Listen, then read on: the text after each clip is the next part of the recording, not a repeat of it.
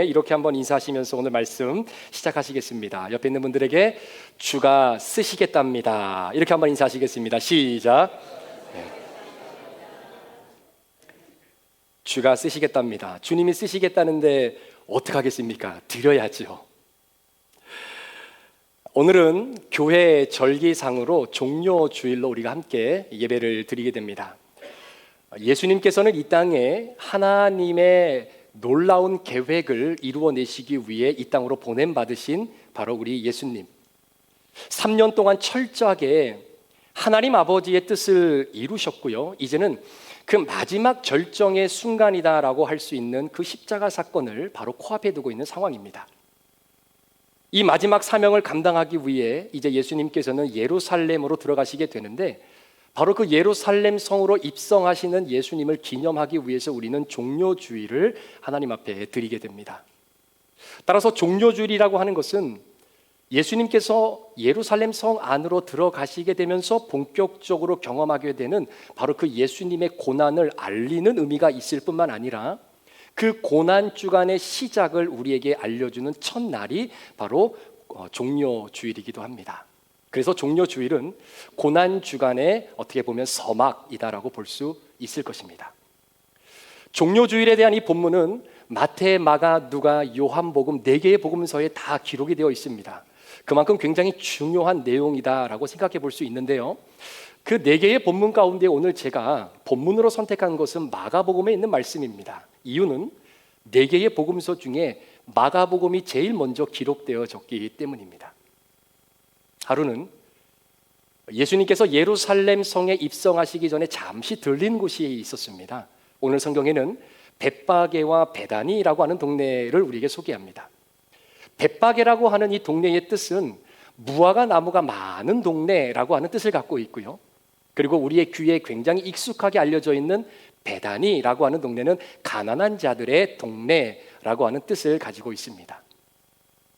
혹시 여러분 베단이라고 하는 동네에서 어떤 일이 일어났는지 기억하십니까?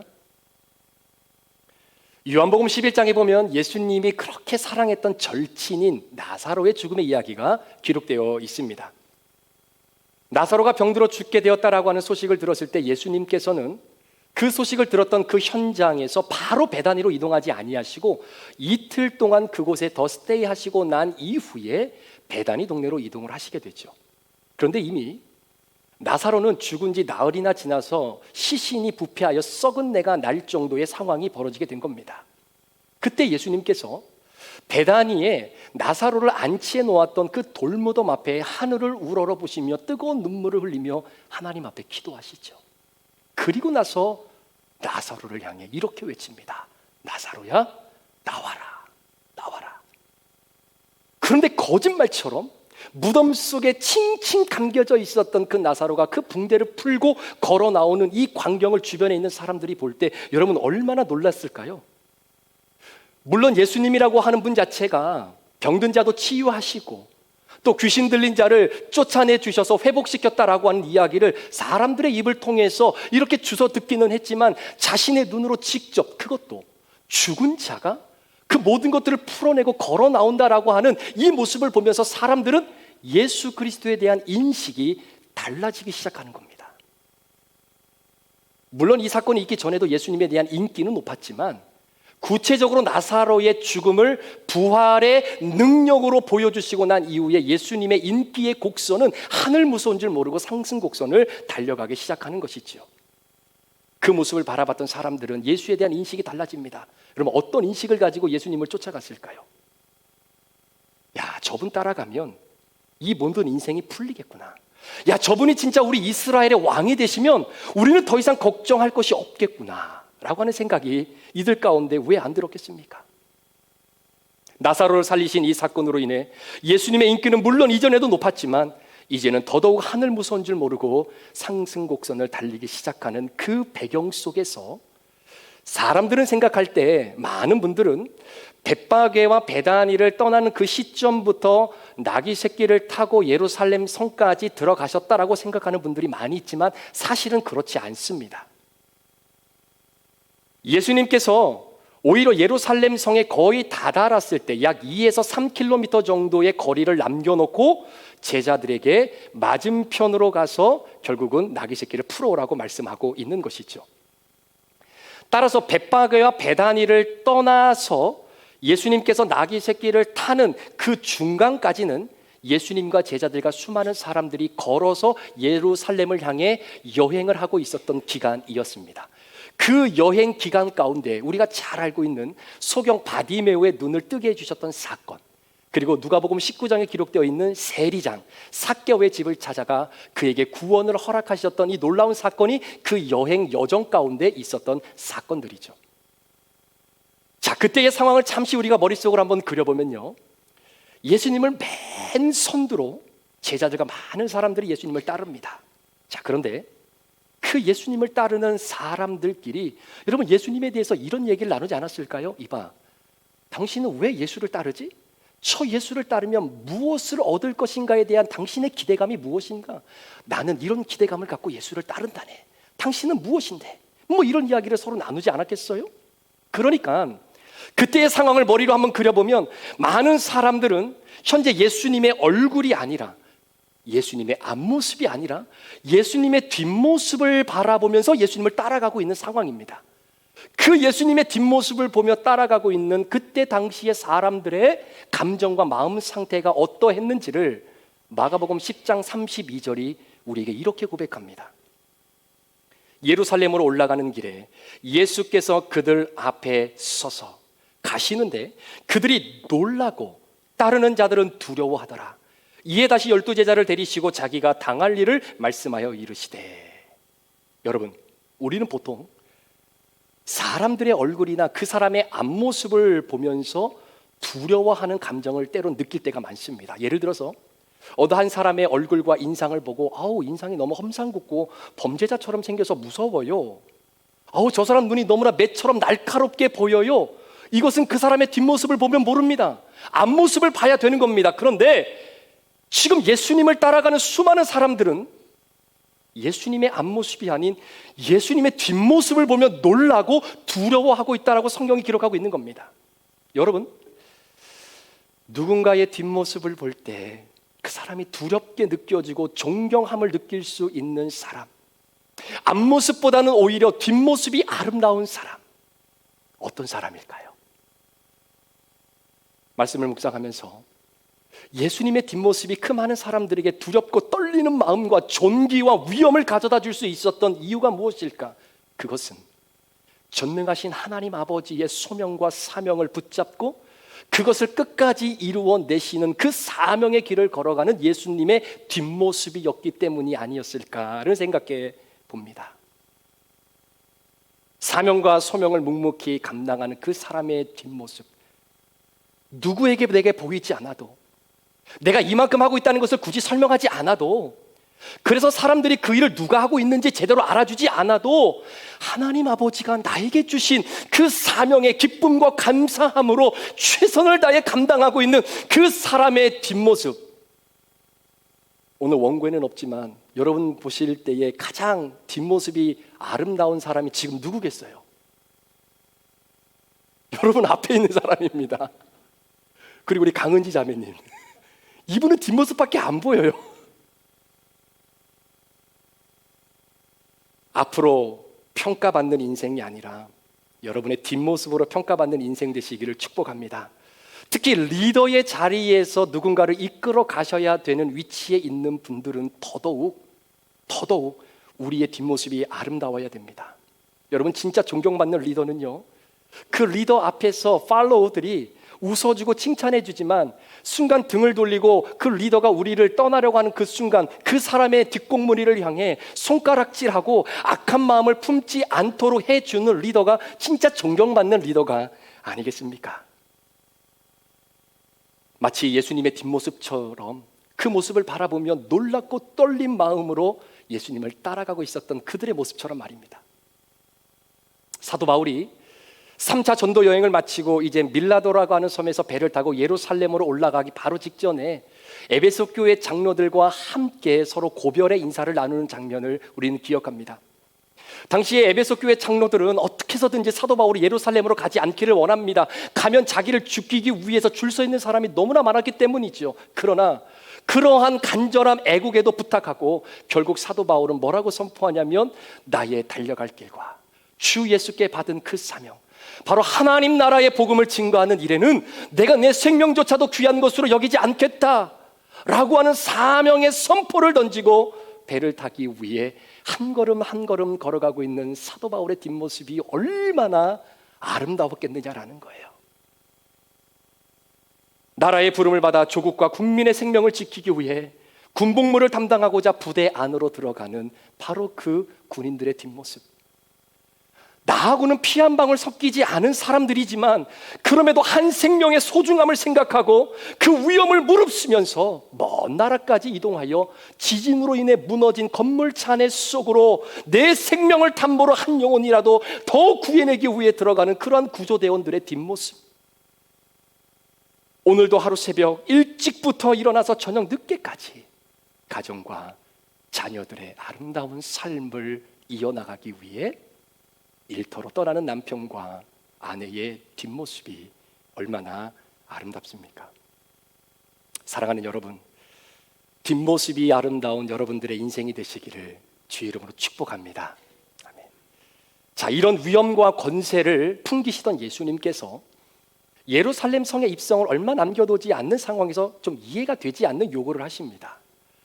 제자 중에 2명을 선택하시더니 이렇게 말씀하시는 것이죠. 너는 맞은편 마을로 가라. 그리로 들어가면 아직 아무도 타보지 않는 나귀 새끼가 매여 있는 것을 보게 될 것이다. 그 나귀 새끼를 풀어서 내게 끌고 와라. 만약 누군가가 왜 그러십니까? 라고 물으면 주가 쓰시겠다. 그러면 그들이 그 나귀 새끼를 풀어줄 것이다 라고 말씀하시는 내용입니다. 사랑하는 여러분, 여러분 이 예수님의 요구를 들을 때 여러분은 어떤 생각과 뉘앙스의 마음이 들으십니까? 제가 보기 2가지를 드릴 테니까 둘 중에 하나를 선택해 보십시오. 1번, 예수님이 곧 하나님이시기 때문에 그 하나님은 전지전능하셔서 모든 것을 감당하실 수 있는 능력의 하나님이어서 저는 아무런 문제가 없이 읽어 내려갈 수 있습니다. 1번. 2번, 예수님이 마치 점쟁이 같은 분으로 느껴지십니다. 2번. 자, 1번과 2번 중에 어떤 뉘앙스가 드십니까? 포장하지 마시고 그냥 있는 대로 얘기해 보십시오. 몇 번인 것 같아요? 1번. 저는 2번이라고 썼어요. 저는 솔직히 2번과 같은 느낌이 들었습니다. 네. 여러분, 그렇잖아요. 갑자기 예수님이 제자들에게 얘들아, 저 맞은편 마을로 가면 이렇고 저렇고 한 일이 있을 거야. 한번 가봐. 여러분이 그 2명의 제자라고 한번 생각해 보십시오. 어떤 마음이 들겠습니까? 야, 이건 또 뭐지? 아니 진짜 맞은편 마을로 가면 예수님이 말씀하신 대로 모든 게 다 펼쳐지기는 하는 거야? 이런 걱정 안 했을까요? 문제는요, 2 제자가 맞은편 마을로 갔을 때 나귀 새끼가 묶여 있느냐 묶여 있지 않느냐 사실 이건 별로 중요하지 않습니다. 왜? 갔는데 나귀 새끼가 안 보여요. 그러면 그 동네에 나귀 새끼가 한 마리밖에 없겠습니까? 다른 데 가서 찾아오면 됩니다. 그런데 더 문제는 뭐냐면 순수하게 나귀 새끼의 주인들이 이 나귀를 나에게 내어줄 것인가 아닌가가 더 문제인 겁니다. 그럼 그 사람들이 미쳤다고 자신들이 소유한 나귀 새끼를 주가 쓰시겠다, 주가 쓰시겠다 라고 하는 그 이유만으로 내어줄 수 있겠느냐에 대한 걱정이 이 2 제자는 더 크지 않았을까요? 만약에 예수님이 그 2 제자에게 이렇게 얘기하셨으면 덜 부담됐을 겁니다. 얘들아, 맞은편 마을로 가면 예전에 내가 그 병자 고친 애 있지? 그 집에 가면 나귀 새끼 한 마리가 묶여 있을 거야. 그러니까 가서 이야기하고 좀 풀어와. 그러면 내어줄 거야 라고 하시든가, 아니면 그때 그 귀신 들린 청년 내가 고쳐준 거 너희들 있었지? 그 청년의 집에 가면 나귀 새끼 한 마리 묶여 있는데 그거 풀어달라고 하면 풀어줄 거야. 갔다 와 라고 하면 이 2 대자가 여러분 부담도 없지 않았겠습니까? 그런데 상황이 굉장히 이상하게 흘러갑니다. 상식적으로 이해가 되지 않는 예수님의 명령, 우리는 어떻게 이것을 해석하고 받아들여야 될까요? 2 가지만 한번 여러분들과 생각해 보려고 합니다. 첫 번째는 왜 예수님은 꼭 나귀를 타셔야만 했을까? 그리고 2 번째는 나귀 새끼를 내어준 주인들의 모습입니다. 자, 첫 번째로 왜 예수님은 나귀를 타셔야만 했을까? 이유가 있습니다. 그 이유는 하나님 아버지께서 구약에 선지자들을 통해서 이미 예언하시고 약속하셨던 그 말씀을 철저하게 성취하셔야 되기 때문이다라는 사실이죠. 자, 오늘 본문과 같은 내용을 기록하고 있는 요한복음 12장 15절 말씀을 한번 보십시오. 이는 기록된 바 시온 따라 두려워하지 말라. 보라, 너의 왕이 나귀 새끼를 타고 오신다 함과 같더라고 말씀하고 있는데, 이 요한복음의 이 말씀은 예수님께서 이 땅에 태어나시기 약 500여 년 전에 스가랴라고 하는 선지자에게 이미 하나님이 예언해 주셨던 말씀입니다. 스가랴서 9장 9절 말씀을 보시면, 시온에 따라 크게 기뻐할지어다, 예루살렘에 따라 즐거이 부를지어다. 보라, 내 왕이 내게 임하시나니 그는 공의로우시며 구원을 베푸시며 겸손하여서 나귀를 타시나니 나귀의 작은 것 곧 나귀 새끼니라.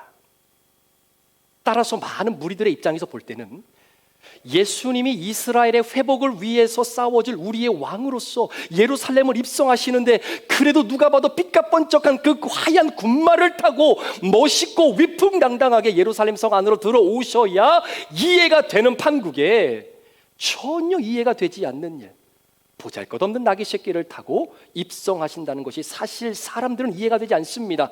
그런데 여러분, 여기에 진리가 있어요. 하나님의 말씀의 성취는요, 우리의 생각과 우리의 이성이 이해가 되지 않아도 이해가 되지 않는 상황 속에 감추어 놓으신 하나님의 계획과 섭리가 그 안에 있다는 것입니다. 바로 스가랴 선지자에게 말씀하셨던 그 말씀이 온전히 이루어져야 하는 그 말씀의 성취의 측면에서 본다면, 만왕의 왕으로 오신 우리 예수 그리스도는 겸손과 연약함의 상징인 나귀 새끼를 반드시 타고 오셔야만 했다라는 것이죠. 마치 미가 선지자에게 하나님께서 이 땅에 메시아가 태어날 건데, 그 메시아는 저기 미국의 팔레타인이라고 하는 도시에서 태어나는 게 아니라 베들레헴이라고 하는 동네에서 태어날 것이다 라고 예언하셨던 그 예언의 말씀이 그대로 성취가 되어졌던 것처럼, 이사야 선지자를 통해서 이 땅에 오는 메시아는 죄악이 있는 남성의 몸이 아닌 바로 여성의 몸, 바로 동정녀 탄생으로 이 땅에 오실 뿐만 아니라, 그 메시아는 마지막 때에 마치 도살장으로 끌려가는 그 한 마리의 어린 양처럼 아무 말도 없이 모든 사람들의 죄를 짊어지고 십자가에 못 박혀 죽게 될 것이다 라고 하는 그 이사야의 예언이 그대로 성취가 되어질 수 있도록 우리 예수님은 3년의 공생애를 이 땅에서 그렇게 말씀의 성취를 이루어내셨다라는 것이죠. 사랑하는 우리 브릿지 가족 여러분, 여러분의 삶에 하나님의 말씀을 성취하는 그런 인생이 되시기를 간절히 축복합니다. 하나님의 말씀이 삶의 열매로 남겨지는 복된 삶이 되기를 다시 한번 중심으로 주의 이름으로 축복합니다. 하나님을 사랑하고 내 이웃을 내 몸과 같이 사랑하는 이 말씀의 주인공이 여러분들이 되십시오. 남에게 대접받고자 하는 대로 내가 남을 대접하는 그 말씀의 주인공이 당신이 되십시오가 아니라 내가 되기를 주의 이름으로 축원합니다. 내 이웃을 사랑하고 원수를 미워하는 것이 아니라 원수를 사랑하고 나를 박해하는 자를 위해 기도해 줄 수 있는 이 어려운 말씀도 여러분들의 말씀으로 남는 주인공들이 되시기를 주의 이름으로 축복합니다.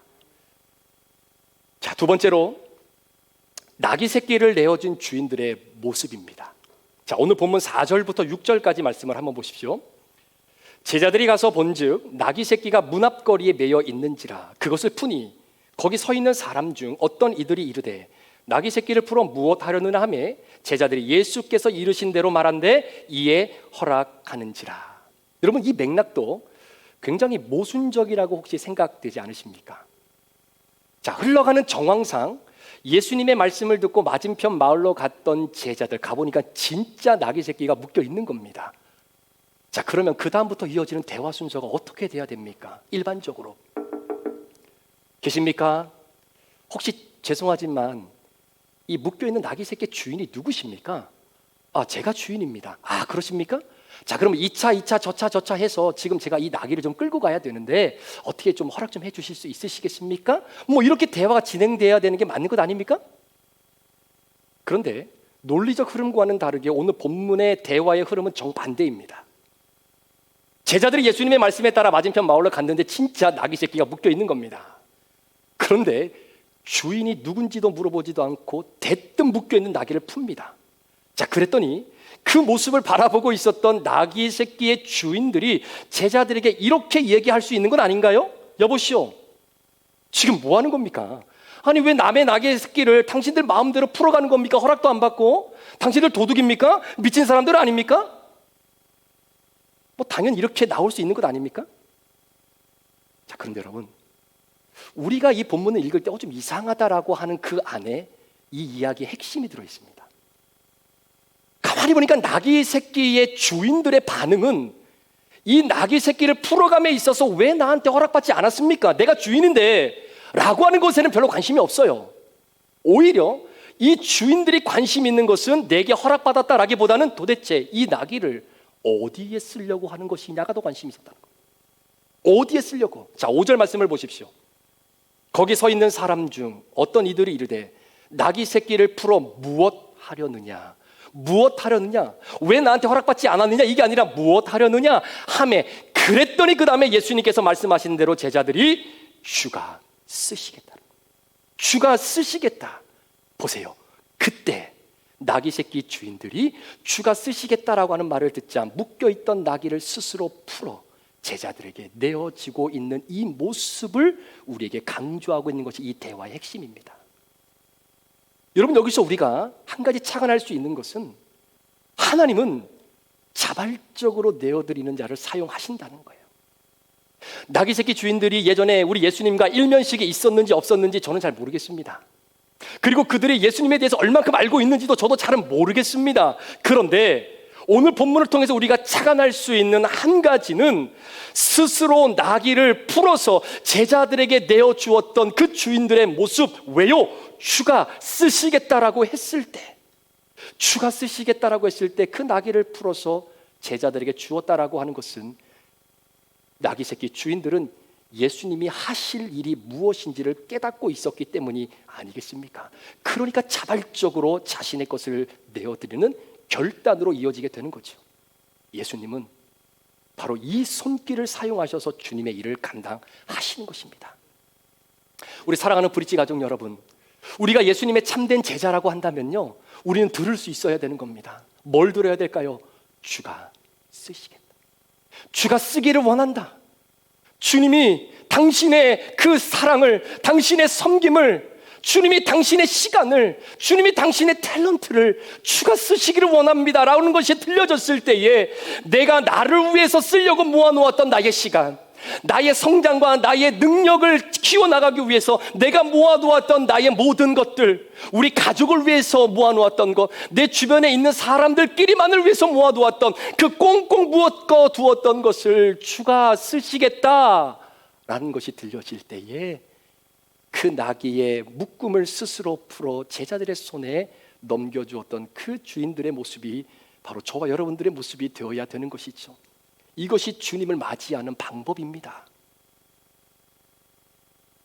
정말 이루어질 수 없을 것만 같은 일이 드라마틱하게 펼쳐진 상황 속에 이 두 제자는 그 나귀 새끼를 끌고 예수님이 예루살렘 성으로 들어가시는 그 앞길을 탁 하고 막는 거죠. 여러분, 그때 그 분위기를 한번 생각해 보십시오. 만약에 제가 그 많은 사람들 가운데의 한 사람이었다면, 와, 진짜 예수님 대단하시다. 아니, 어떻게 보지도 않고 가보지도 않고 거기에서 일어날 일을 미리 다 알고 있지? 봐봐, 앞으로 되어질 일을 미리 알고 역사하는 사람이라면 우리의 왕이 되는데 결정사항이 있겠어? 없다는 거예요. 그렇게 사람들은 생각했습니다. 그게 저만의 생각이 아니라 그 예수님을 따랐던 수많은 사람들의 생각이었어요. 그 수많은 사람들의 생각이 하나로 모아져서 결국은 이 예수님이 우리의 왕이십니다 라고 하는 그 믿음의 표현을 제자들과 사람들이 어떻게 하던가요? 자, 본문 7절과 8절 말씀입니다. 나귀 새끼를 이끌고 끌고 와서 자기들의 겉옷을 그 위에 얹어 놓음에 예수께서 타시니 많은 사람들은 자기들의 겉옷을, 또 다른 이들은 들에서 벤 나뭇가지를 길에 펴며. 지금 예수님이 우리의 왕이다라고 하는 것을 제자들과 무리들이 어떻게 표현하고 있는 겁니까?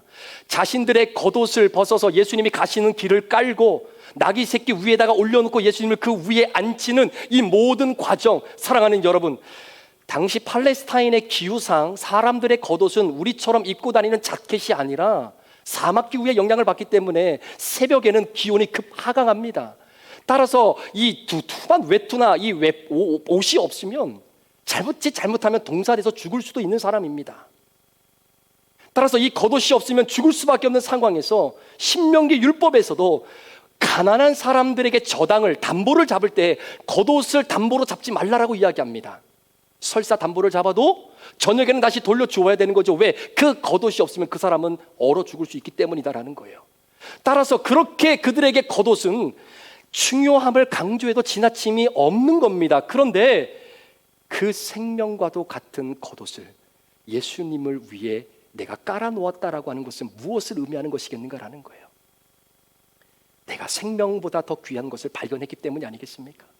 내가 소중하다라고 여겼던 것보다 더 소중한 것이 있다는 것을 발견했기 때문이 아닙니까?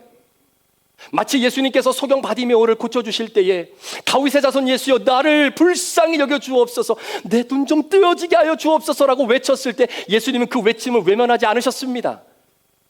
그 거지 바디메오에게 나에게 와라, 나에게로 와라 라는 말이 떨어지자 소경 거지 바디메오는 자신의 겉옷을 벗어 던져버리고 예수님께로 쏜살같이 달려갔던 바로 그 모습처럼, 사랑하는 여러분, 제자들과 많은 무리들이 겉옷을 벗어 예수님의 길을 예배했다는 것은 이전까지 내가 소중하다라고 여겼던 것보다 더 소중한 것을 발견했기 때문에, 내가 소중하다라고 여겼던 그분보다 진짜 내 인생을 올인해도 진짜 괜찮겠다라고 하는 그 예수님의 생명을 발견한 즉시 그들은 그와 같은 행동을 펼쳐내게 되는 것입니다. 마치 짐 엘리어 선교사가 얘기했던 것처럼 영원한 것을 붙잡기 위해 영원하지 않는 것을 포기하는 것이 결코 어리석은 자가 아니다라고 고백했던 그 맥락처럼 말입니다. 자, 같은 본문을 기록하고 있는 누가복음 19장 38절에 그들의 고백이 이렇게 나옵니다. 이르되 찬송하리로다 주의 이름으로 오시는 왕이요 하늘에는 평화요 가장 높은 곳에는 영광이로다 하니. 우리가 신앙생활을 하면서 갈등을 느낄 때가 있습니다. 근데 그 갈등이 왜 생기냐면요, 내가 무엇을 나의 왕으로 섬길 것인가 때문입니다. 무엇을 나의 왕으로 내가 설정할 것인가에 대한 생각으로 인한 갈등입니다. 하나님을 나의 왕으로 모실 것인가, 하나님 외의 것을 나의 왕으로 모실 것인가, 하나님 외에 나의 왕이 될 수 있는 것이 뭐가 있을까요? 물질이 여러분의 왕이 될 수 있습니다. 내 자신이 왕이 될 수 있습니다. 부모들은 자녀들에 대한 지나친 집착이 왕이 될 수 있습니다. 많은 사람들에게 인기와 명예를 누리고자 하는 그것이 왕이 될 수 있습니다. 그래서 우리 종려주의를 다시 생각해 보자는 거예요. 이 종려주의는 저와 여러분들만으로 하여금 예수 그리스도만이 나의 진정한 왕이심을 고백하는 바로 그 절기의 중요한 핵심이 바로 종려주의 안에 들어있는 것입니다. 말씀을 정리합니다. 우리는 내일부터 고난주간을 지내게 됩니다. 여러분 어떻게 고난주간을 보내시겠습니까? 물론 사람들마다 생각이 다르겠지만 무엇이 맞고 무엇이 틀리다라고 말씀드릴 수는 없습니다. 어떤 분들은 금식을 많이 해서 조금 더 거룩한 삶을 살아가시는 분들도 계시겠고요. 그런데 꼭 금식하지 않으면 나는 저 사람들보다 영성이 떨어진다고는 절대로 여러분 그렇게 생각하지 마십시오. 자신이 예수 그리스도의 고난에 동참하는 방법은 여러 가지가 있는 것입니다. 저는 오늘 주신 말씀 중심 3가지로 이번 고난주간을 지내는 여러분들 이렇게 한번 지냈으면 좋겠습니다. 첫 번째는요, 나의 겉옷을 내어드림으로 예수 그리스도의 존귀함을 더욱 드러내는 고난주간이 되었으면 좋겠습니다. 여러분들의 겉옷은 무엇입니까? 그 겉옷을 예수님이 걸어가시는 그 길, 그 한복판에 깔아 주님이 나의 진정한 왕이신 그분의 존귀함을 드러내는 고난주간. 두 번째는 주가 쓰시겠다는 주님의 음성을 듣고 자신의 것을 자발적으로 내어드리는 고난. 주님이 여러분의 시간을 필요로 하실 때, 주님이 여러분들의 헌신과 섬김과 여러분들의 물질을 필요로 하실 때 주님 여기 있습니다 라고 내어드릴 수 있는 그 고난주간. 세 번째는 찬송하리로다 주의 이름으로 오시는 호산나 왕이여 예수 그리스도 나의 왕이신 그분만을 찬송하며 내 삶의 진정한 주인 되심을 다시 한번 인정하며 순종하며 지내는 고난주간이 되었으면 좋겠습니다. 이 마음을 가지고 고난주간을 지나게 될 때 사람들은 고난의 터널의 끝은 죽음이고 사망이며 끝이다라고 말하지만 이 믿음을 가지고 살아가는 우리들에게는 그 고난의 터널의 끝은 또다시 우리에게 주어지는 부활과 생명의 소망의 빛이 기다리고 있을 것입니다. 그 빛을 믿음으로 바라보며 주님의 고난에 함께 동참하는 저와 여러분 되시기를 주의 이름으로 축원합니다. 기도하시겠습니다.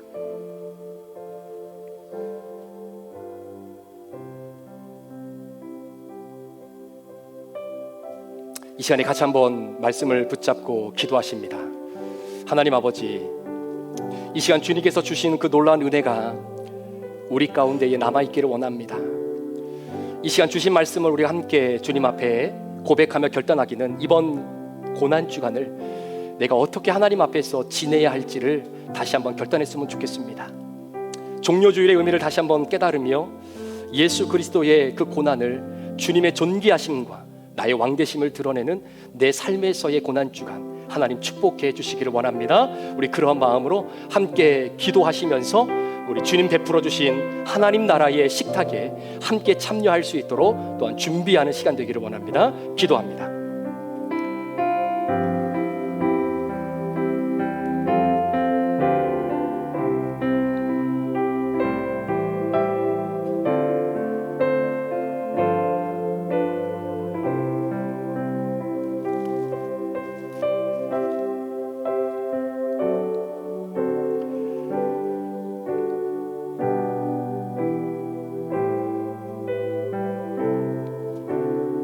사랑의 하나님, 우리 주님께서 예루살렘 성에 입성하시는 그 순간부터 예정되어져 있던 예수 그리스도의 고난이 이제는 우리의 고난이 되는 시간이 되었습니다. 주님의 살과 피를 함께 나누며 이처럼 내가 찢어지고 이처럼 내가 모든 것을 흘려내야 온 인류를 구원하고 나를 구원하실 수밖에 없었던 하나님 아버지의 온전한 구원의 계획을 철저하게 이루어내셨던 것처럼 오늘 주님의 살과 피를 대하는 우리도 우리의 일상의 선교지에서 예수 그리스도의 주되심을 드러내는 데에 부서지고 쓰임받고 하나님 더 낮아지는 우리 귀한 성도들이 될 수 있도록 인도하여 주옵소서. 하나님 나라의 식탁에 참여하는 모든 자들을 하나님 가족으로 여겨주시고 주님의 축복을 부어주시기를 간절히 원하며 예수 그리스도의 존귀하신 이름으로 축복하며 기도합니다.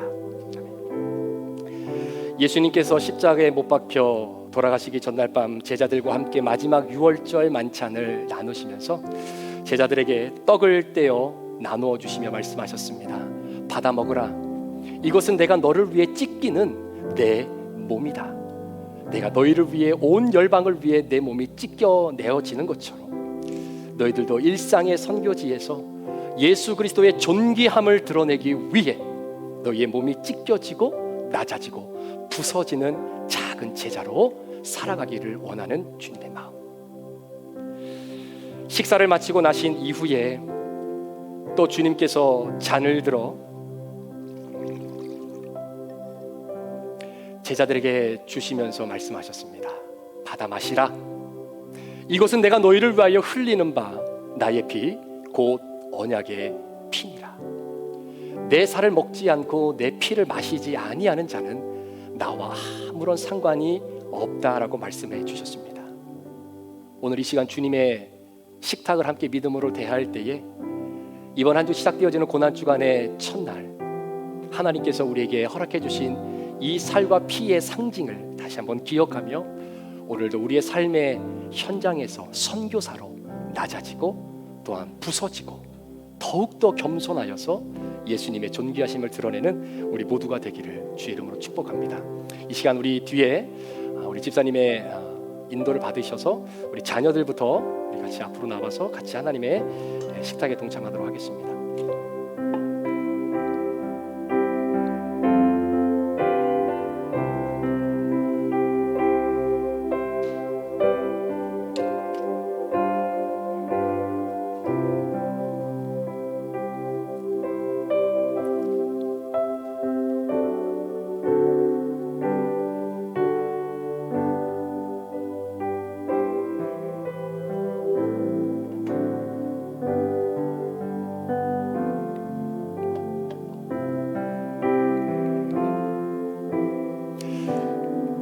우리 예수님께서 우리 사랑하는 자녀들 한 영혼 한 영혼을 위해 찢기시고 흘리신 예수 그리스도의 몸과 살입니다.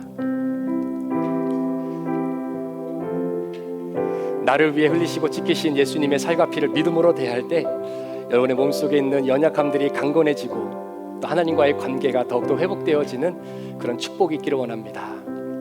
우리 사랑하는 귀한 자녀들을 위해 흘리신 예수님의 피입니다. 예수님의 살이십니다. 주님이 이렇게 찢기시고 흘리신 것처럼 주님의 살과 피를 대하는 우리도 이번 한 주간 삶의 선교지에서 선교사적인 삶을 꼭 살아내셔야 됩니다. 말씀을 삶에 남기는 예수님의 아름다운 열매, 여러분들의 삶을 통해서 드러나기를 소망합니다. 우리 예수님께서 사랑하는 자매님을 위해 또 우리 집사님을 위해 찢기신 몸이십니다. 우리 집사님을 위해 흘리신 예수님의 피입니다. 믿음으로 함께 대하시면서 주님의 살과 피가 우리와 함께 있고 함께 마시고 먹음으로 우리가 그리스도 예수 안에서 한 가족임을 여러분 다시 한번 기억하는 은혜의 시간 되시기를 소망합니다. 우리 식사하시고 자리에 앉으신 분들은 잠시 조용히 묵상으로 기도하시며 주님의 살과 피의 의미를 다시 한번 우리가 경험하는 또 묵상하는 그런 시간이 되었으면 좋겠습니다. 우리 예수님께서 우리 사랑하는 우리 형제님을 치아로 형제님을 위해서 흘리신 피입니다.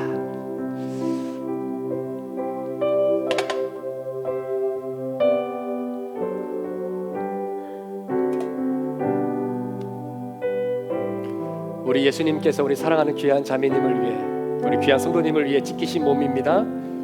그리고 흘리신 귀한 보배로운 피입니다.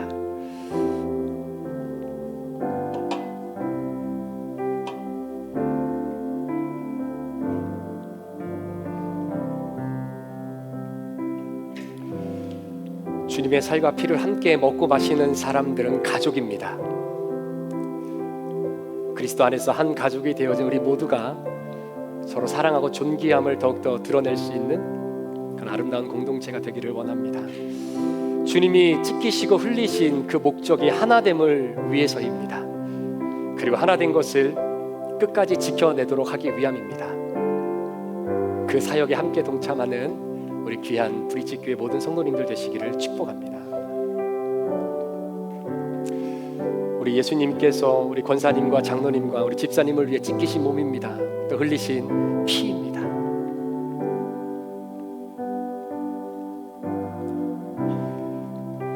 믿음으로 주님의 살과 믿음으로 주의 피를 대하는 우리 믿음의 귀한 식구들 되기를 소망합니다.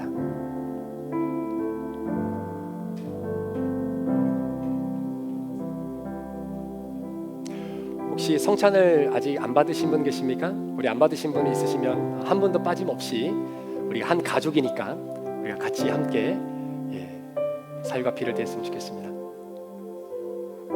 네.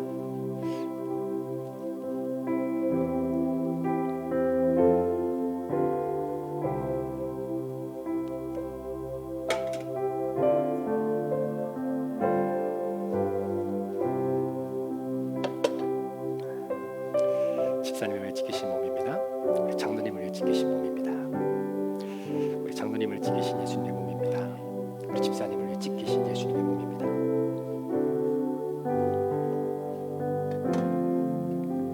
우리 집사님을 흘리신 예수님의 피입니다. 우리 장로님을 위해 흘리신 예수님의 피입니다. 장로님을 흘리신 예수님의 피입니다. 집사님을 흘리신 예수님의 피입니다.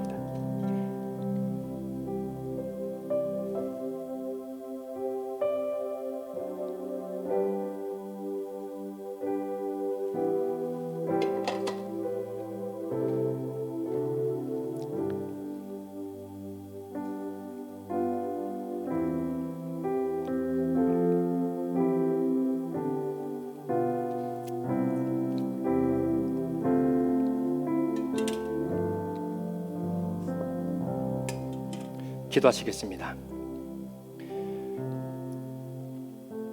하나님 나라의 식탁을 우리들에게 베풀어 주시고 그 음식을 함께 같은 마음으로 나눌 수 있는 식구로 우리를 불러 모아 주신 주님, 오늘 주님의 살과 피를 대한 믿음의 성도들이 종료주의를 다시 한번 생각해 보며 이제 고난주간의 첫 발을 내딛게 됩니다.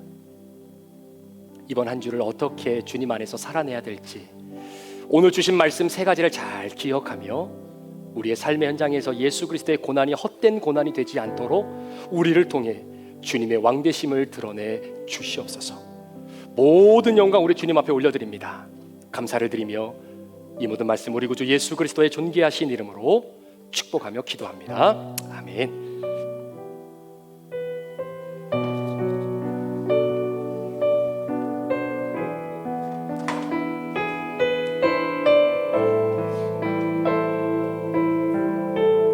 우리 다 자리에서 일어나셔서 우리 마지막 찬양 드리시며 우리 축도로 우리 예배 마치도록 하겠습니다.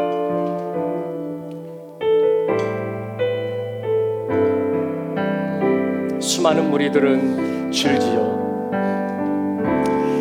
수많은 무리들 줄지어 그분을 보기 위해 따르네. 평범한 목수이신 그분 앞에 모든 무릎이 꿇어 경배하네. 모든 문제들 하나하나 죽음까지도 힘을 잃고 생명의 근원 되신 예수 이름 앞에 모든 권세들 굴복하네.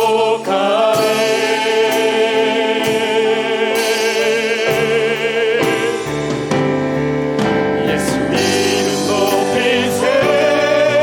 능력의 그 이름 예수 이름 높이세. 구원의 그 이름 예수 이름을 부르는 자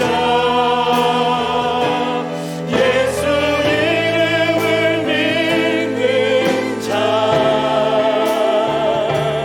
예수 이름 앞에 나오는 자 복이 있도다.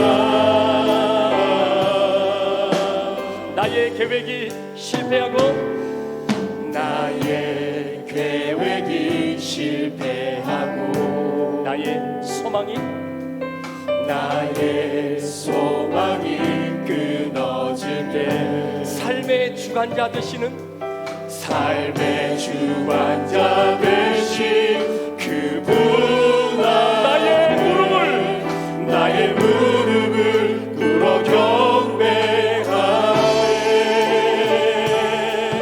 나의 삶을 그분께 맡길 때 비로소 나의 마음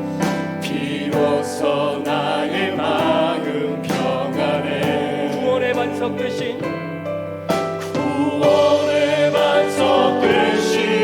예수의 이름을 소리 높여 찬송하네.